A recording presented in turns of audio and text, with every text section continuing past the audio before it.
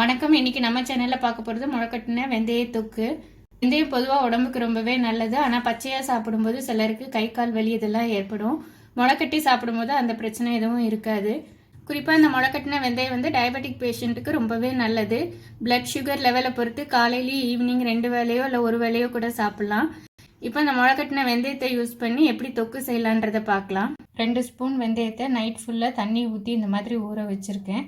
12 மணி நேரம் அளவுக்கு ஊறினோன்னே இந்த மாதிரி இருக்குது. இப்போ இந்த தண்ணியை நல்லா ட்ரைன் பண்ணிவிட்டு திருப்பி மூடி வச்சோன்னா 10லேருந்து 12 மணி நேரத்துக்குள்ளே வெந்தயம் நல்லா முளை விட்டுரும்.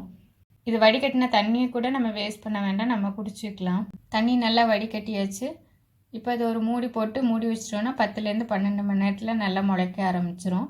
முளைச்சதுக்கப்புறம் பார்க்கலாம். இது ஒரு நாள் அளவுக்கு ஊறி இருக்கு வெந்தயம், அதனால இந்த அளவுக்கு முளைச்சிருக்கு. 12 மணி நேரம் ஊறினா இதோட கொஞ்சம் கம்மியாக இருக்கும். 2 ஸ்பூன் அளவுக்கு வெந்தயம் ஊற வச்சது முளைச்சதுக்கு அப்புறமா இந்த அளவுக்கு வந்திருக்கு. 2 ஸ்பூன் மிளகாத்தூள், 1 ஸ்பூன் காயம், 1/2 ஸ்பூன் மஞ்சள் தூள், தேவையான அளவுக்கு உப்பு, 1 ஸ்பூன் கடுகு உளுந்தம் பருப்பு. இந்த தொக்கை நல்லெண்ணெயில் செஞ்சால் நல்லாயிருக்கும், அதுக்காக நல்லெண்ணெய் எடுத்திருக்கேன். எலுமிச்சம்பழ அளவுக்கு புளி எடுத்து ஊற வச்சிருக்கேன். சட்டி நல்லா காஞ்சிருச்சு. இப்போ நான் ஒரு 3 ஸ்பூன் அளவுக்கு நல்லெண்ணெய் சேர்த்துக்கிறேன். நல்லா சூடாயிடுச்சு. இப்போ நம்ம கடுகு உளுந்தம் பருப்பு சேர்த்துக்கலாம். கடுகு வெடிக்க ஆரம்பிச்சிருச்சு. இப்போ காயத்தை சேர்த்துக்கலாம். காயம் நல்லா பொரிஞ்சதுக்கு அப்புறமா நம்ம முளைக்கட்டி வச்சிருக்கிற வெந்தயத்தை இதோட சேர்த்துக்கலாம்.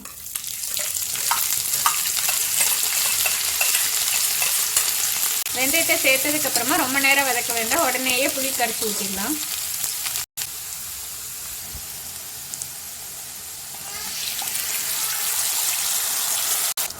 புளி நல்லா ஒரு 3 தடவை கரைச்சி எடுத்துக்கலாம்.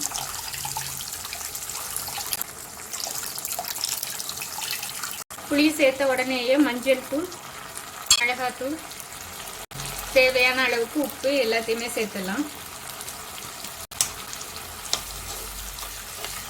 இதை ஒரு தடவை நல்லா கலந்து விட்டுட்டு இந்த புளி நல்லா வத்துற வரைக்கும் கொதிக்க விடணும். புளி நல்லா வத்துற வரைக்கும் கொதிக்கட்டு. இப்போ மூடி போட்டு மூடிடலாம். 10 நிமிஷம் கொதிச்சதுக்கு அப்புறமா இந்த மாதிரி எண்ணெய் பிரிஞ்சு வந்துருக்கு. புளியில் உள்ள பச்சை வாசனையும் போயிருக்கும். இப்போ ஸ்டவ் ஆஃப் பண்ணிக்கலாம். முளைக்கட்டின வெந்தய தொக்கு ரெடி ஆயிருச்சு. சாதத்தோடு சேர்த்து சாப்பிட்றதுக்கு ரொம்பவே நல்லாயிருக்கும். தயிர் சாதத்து கூடயும் தொட்டு சாப்பிட்டுக்கலாம். இட்லி தோசைக்குமே நல்லாயிருக்கும். இதை நீங்களும் ட்ரை பண்ணி பாருங்கள். இந்த வீடியோ உங்களுக்கு பிடிச்சிருக்கும்னு நினைக்கிறேன். இதே மாதிரியான இன்னொரு வீடியோவில் உங்களை சந்திக்கிறேன்.